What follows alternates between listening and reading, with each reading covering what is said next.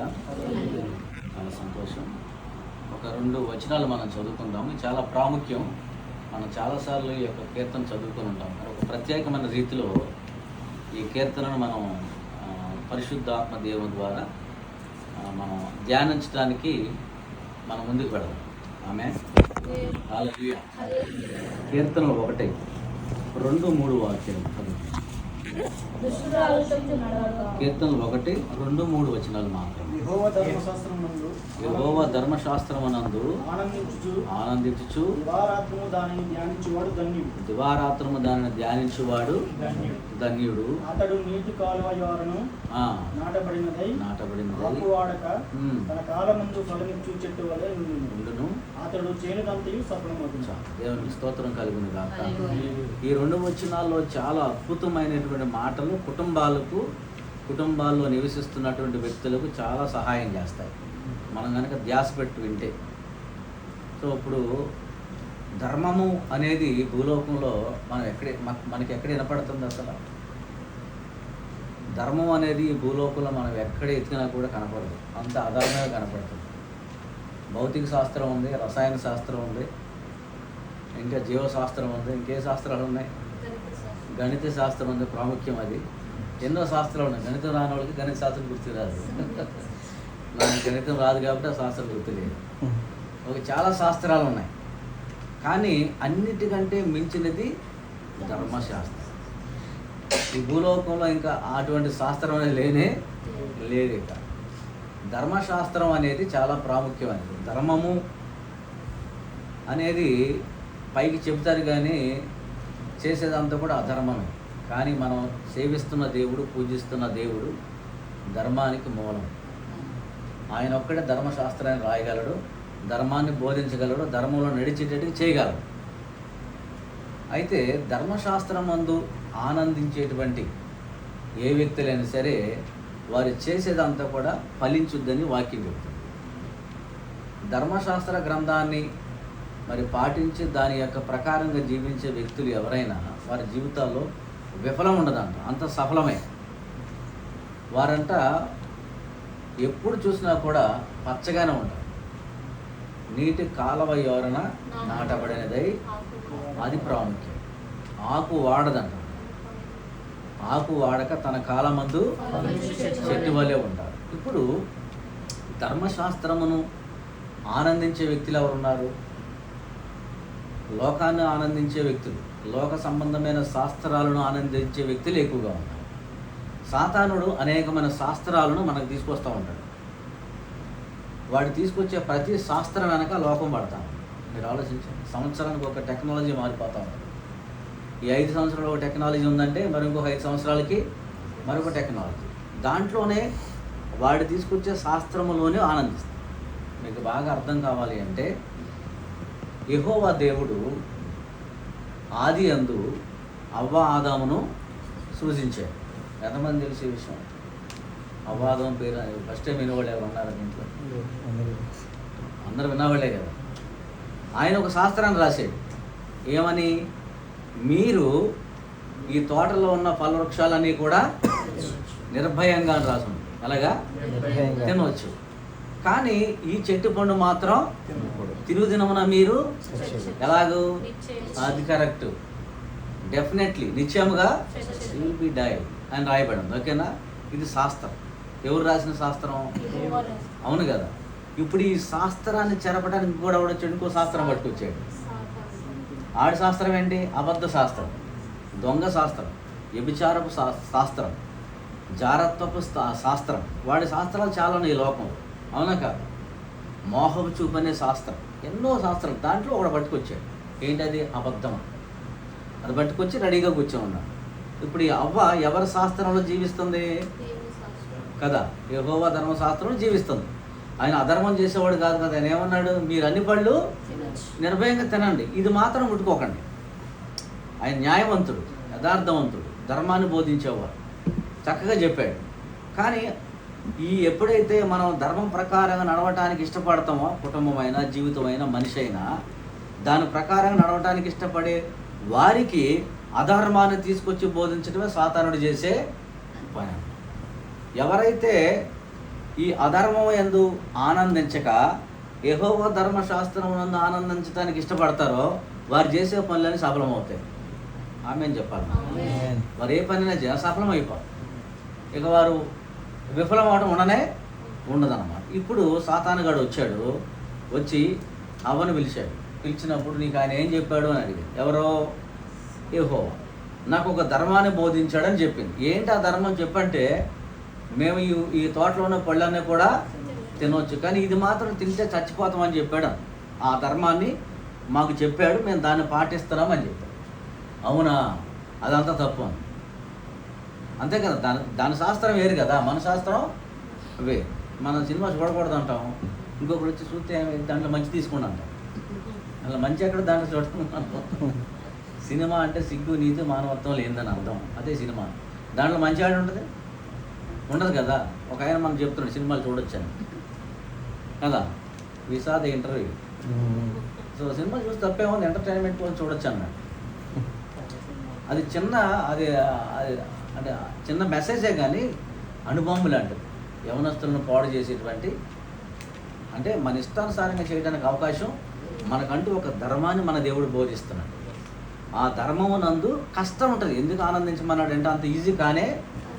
ఇప్పుడు లోకంలో అందరూ మందు తాగుతారండి పార్టీల్లో, మనం తాగము. తాగి మానేసి వచ్చినోడికి ఆ బాధ తెలుసు, కొత్తగా ఉన్నవాడికి అలాంటి వాడికి తెలియదు. కానీ అంటే మన దీని మీలో చాలా మంది తాగకపోవచ్చు. అంటే తాగేసి దాన్ని విడిచిపెట్టేస్తారు కదా, వాడికి ఆ బాధ తెలుసు. ఆ పెయిన్ తట్టుకోవటమే ఆనందం అన్నమాట. అర్థమైందా? ఆ పెయిన్ తట్టుకోవడం ఆనందం. వాడికి తెలుసు దాన్ని తాగితే మత్తు వచ్చింది, బాధలన్నీ మర్చిపోతాం. కానీ అది మనం తాగకూడదు, మనం యేసయ్యని నమ్ముకున్నాం, ఒక ధర్మాన్ని మనం పాటిస్తున్నాం కాబట్టి అని అనుకుంటాడు. చూసారా, అదే ఆనందం అన్నమాట. సో అది మనోడు ఎంతమంది పడుతున్నారు? లోబడిపోయేవాడు చాలామంది ఉంటారు, అవునా కాదు? ఉంటారు. కానీ దాన్ని ఆచరించి ఆ ధర్మాన్ని పాటించేవాడు ఎవరైతే ఉంటారో వారి భార్య, వారి పిల్లలు, వారి ఆస్తి సమస్తం కూడా వారు తిరుగుతారు ఎప్పుడు. అది మనం గమనించుకోవాలి. కాబట్టి దానిని ఆనందించడానికి మనం ప్రయత్నం చేయాలి. ఇప్పుడు గడ్డి తాగమంటున్నారు, గోధుమ గడ్డి తాగమంటున్నారు, తాగితే ఆరోగ్యం అన్నారు. గోధుమ గడ్డి బాగుంటుందా తాగడానికి? ఎలా ఉంటుంది? ఒగరుగా ఉంటుంది.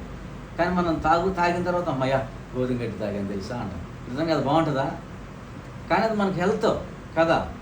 అలాగే ధర్మశాస్త్రం, దేవుని యొక్క ధర్మశాస్త్రం ఏంటంటే మనకు అలవాటు లేదు కాబట్టి దానిలో వెళ్ళటం కష్టమే, కానీ అలవాటు అయితే ఆనందం పెరిగిపోద్ది అన్నమాట. మనకంట గొప్పవాడు ఎవడు ఉండడు, బలవంతుడు ఉండనే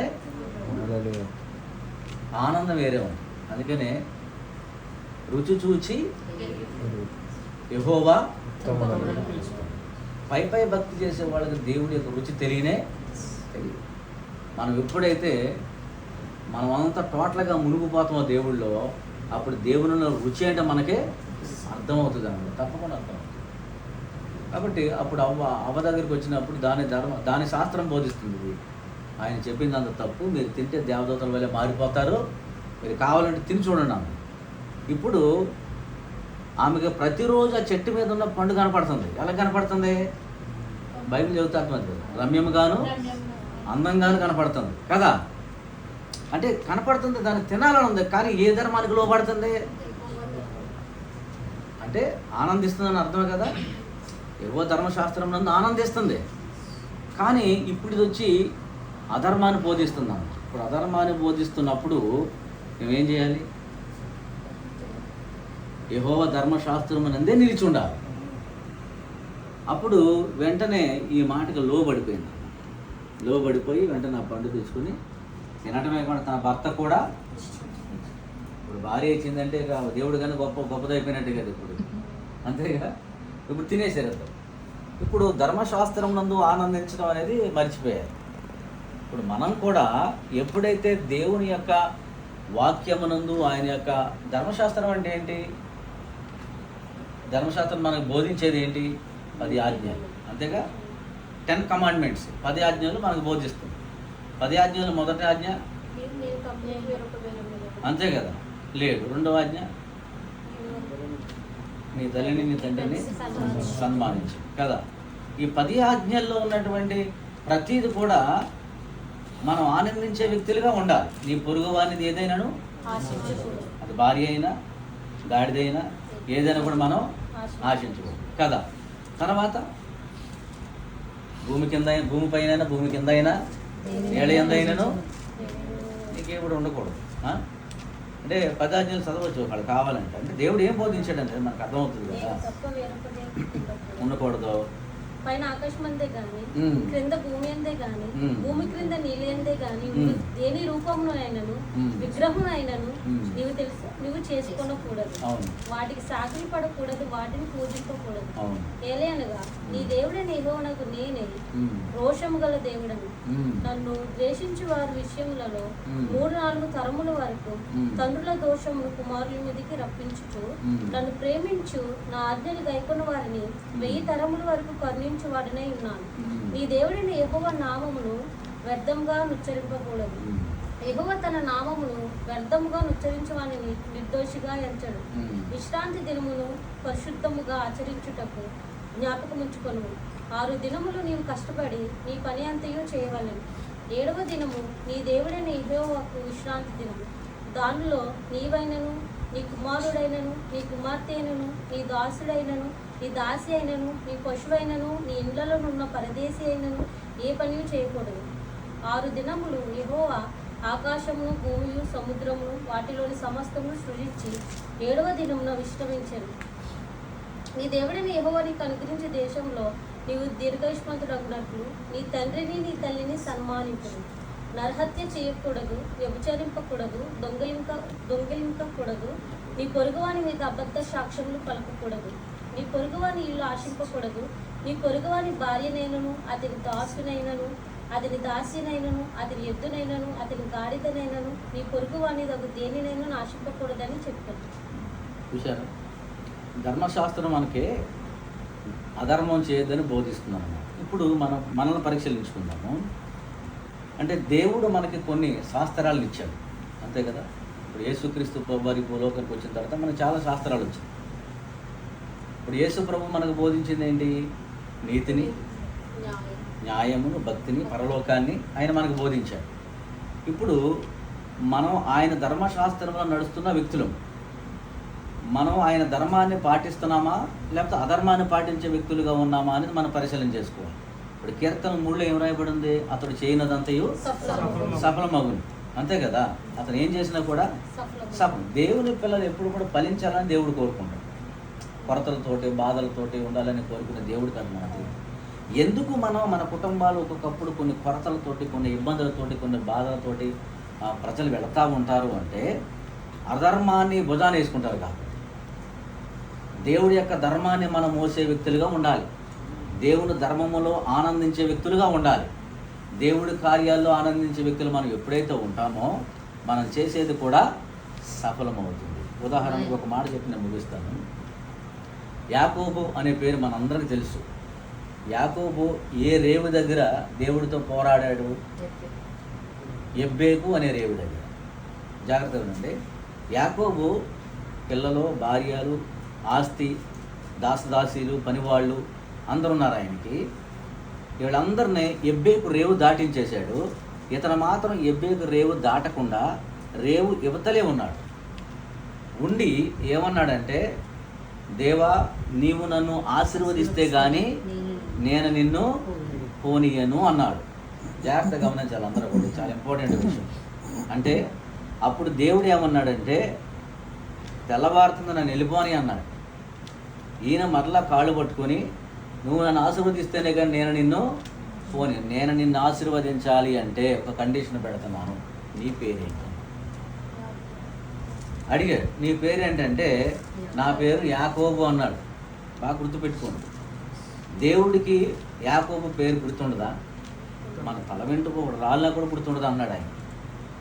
గుర్తే. మరి ఎందుకు అడిగాడు అంటే అతడు దేవుని ధర్మశాస్త్రములో లేడు కాబట్టి అడిగాడు. అర్థమైందా? దేవుని ధర్మశాస్త్రాన్ని అతను పాటించడానికి ఈయన కాళ్ళు పట్టుకున్నాడు. ఇప్పుడు రేవు దాటక ముందే ధర్మశాస్త్రము నిలిచడానికి యాకోబు ఇష్టపడ్డాడు. అప్పుడు దేవుడు ఏమన్నాడు? నీ పేరు కరెక్ట్గా చెప్పావు అన్నాడు. ఓకేనా? అయితే ఇక నుంచి నీ పేరు యాకోబుగా ఉండదు, నిన్ను ఇశ్రాయేలుగా మారుస్తున్నాను అన్నాడు. అంటే నా ధర్మములో ఉండేటట్టుగా మారుస్తున్నాను అన్నాడు. జాగ్రత్త గుర్తు. ఇప్పుడు మన పేరు ఇంటి దగ్గర వెంకటేశ్వరరావు అనుకోండి, యేసులోకి వచ్చినాక ఏముంటుంది? వెంకటేశ్వర వీకి ఏదో కలిసేటట్టుకు పెడతాం సిమిలర్గా, అంతే కదా. లేకపోతే ఎమ్మకి కలిసేటట్టుకు పెడతాం, లేదా వైకి కలిసేటట్టుకు పెడతాం, లేదా అబ్రహామును ఏదోకి పెడతాం. ఇప్పుడు వెంకటేశ్వరరావు పేరు మారిపోయి అబ్రహాం వచ్చింది అనుకుందామా. ఇప్పుడు వెంకటేశ్వరరావు ఉన్నప్పుడేమో అధర్మంలో ఉన్నాడు, ఇప్పుడు అబ్రహాంకి వచ్చినప్పుడు ధర్మశాస్త్రంలోకి వచ్చేసాడు. అంటే యేసుక్రీస్తు రక్తంలో కడగబడి రక్షణలోనికి వచ్చేసాడు. ఇప్పుడు యేసయ్య రక్షణలో ఉన్నాడు ఇతను. యేసయ్య రక్షణలో ఉంటూ అధర్మంలోనికి వెళ్ళకూడదు. ఇప్పుడు యాకోబు ఏమైపోయింది? పేరు మారడం కాదు, జీవితం కూడా మారిపోయింది. పేరుతో పాటు తన జీవితం కూడా మారిపోయింది. నేను తెల్లబాట్లు వేసుకున్నాను, ఇప్పుడు పరిశుద్ధుని అయిపోను కదా. హృదయం తెలుపుగా మారాలి, అప్పుడు పరిశుద్ధుడిగా మారతాం. సేమ్ అలాగే ఇది కూడా.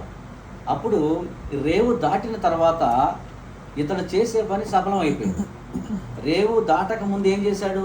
ధర్మశాస్త్రం నిలవడానికి ఇష్టపడ్డాడు, ధర్మశాస్త్రం నందు ఆనందించడానికి ఇష్టపడ్డాడు. రేవు దాటేసిన తర్వాత ఎప్పుడైతే ఆనందించడానికి ఇష్టపడ్డాడో మరణం తప్పించాడు. ఏశావు చంపాలని వచ్చినోడు ముద్దు పెట్టుకున్నాడు, మరణానికి బదులుగా ఏం దొరికింది? ముద్దు దొరికింది. అర్థమైందా? అలాగే అతడు అడిగాడు, నన్ను ఆశీర్వదించి. ఎందుకు ఆశీర్వదించే? పిల్లలు ఉన్నారు, ఆస్తి ఉంది, అంత ఉంది కదా. దేనికి ఆశీర్వదించాలి అంటే మరణాన్ని తప్పించే ఆశీర్వాదం కావాలి నాకు, గుర్తుపెట్టుకో.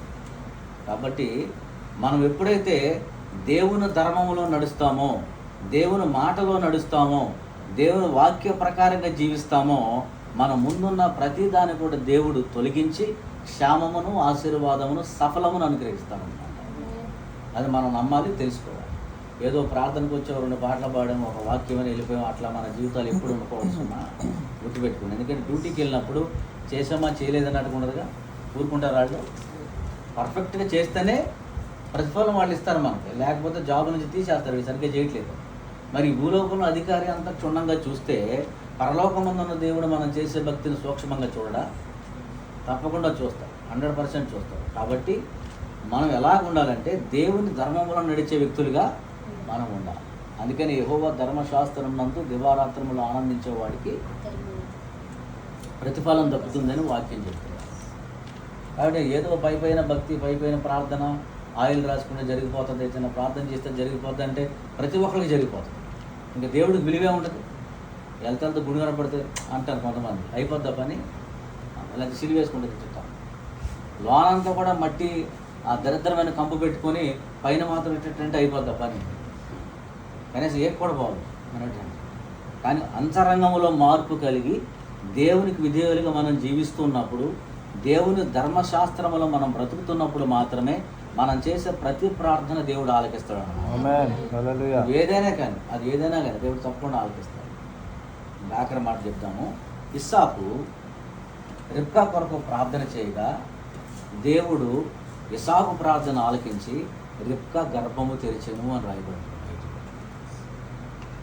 చిన్న ప్రార్థన అంటే ఇస్సాకు ఏం చేశాడని దేవుడు అతను ప్రార్థన ఆలకించాడు మనం ఆలోచిద్దాం. ఇస్సాకు ఏం చేశాడో చెప్తాను చూడండి. అబ్రహాము ఇస్సాకుని లేపినప్పుడు లేచాడు, గుడారం బైబిల్ చదివిన చేసి. నేను లేగనలే, మా అమ్మ కావాలి, నాకు అమ్మ కావాలి, నేను రానలే, లేకమంటే లేచాడు. ఓకేనా?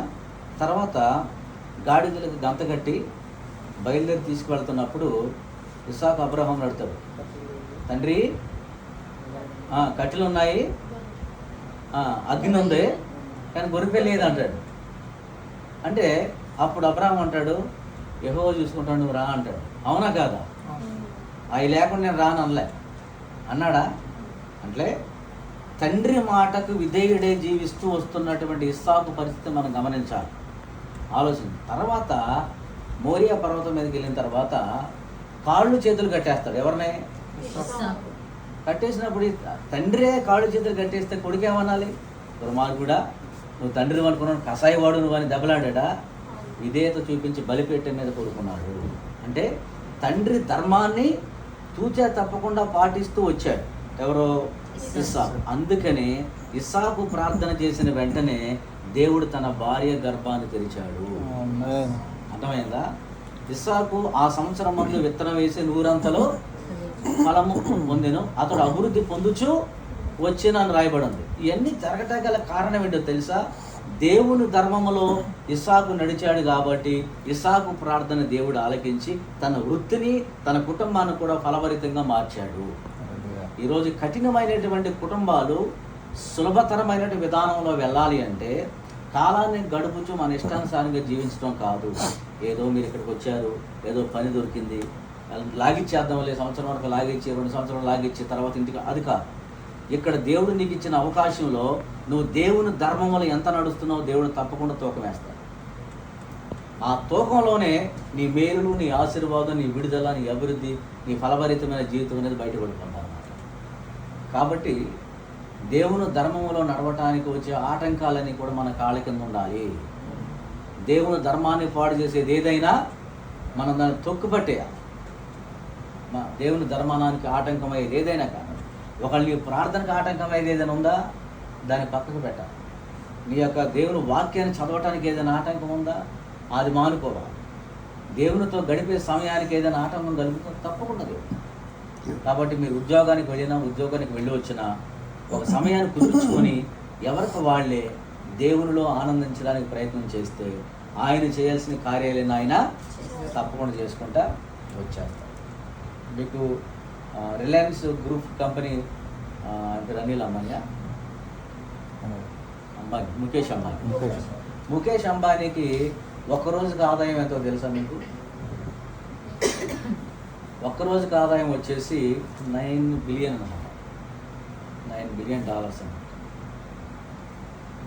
అంటే ఆల్మోస్ట్ డబ్బు క్యాష్ తెచ్చడానికి ఇల్లు అంతా జరిగిపోతుంది ఒక్కరోజు ఆదాయం. మరి నెలకి, సంవత్సరాలకి మరి వాళ్ళ కొడుకును మనం చూసామనుకోండి, తినడానికి అవకాశం, అతను ఉన్న ఆస్తిలో కనీసం కొంచెం కూడా తినడానికి అవకాశం లేదా, ఏసీలో ఉండటానికి లేదు. అతని జీవితంలో ఒక శాపాన్ని అనుభవిస్తూ ఉన్నాం. కానీ అదే అతను యేసు ప్రభువుని నమ్ముకున్నట్టు ఎంత తక్కువ ఉండేది అనిపిస్తూ ఉంది నాకు. మన జీవితంలో ఎంత సంపాదించామనేది ఇంపార్టెంట్ కాదు, మనం సంపాదిస్తున్నాము, లోకస్తులు కూడా అది ఎంతైనా కానీ దానిని చూసి మనం ఎప్పుడు కూడా అతిశయించకూడదు.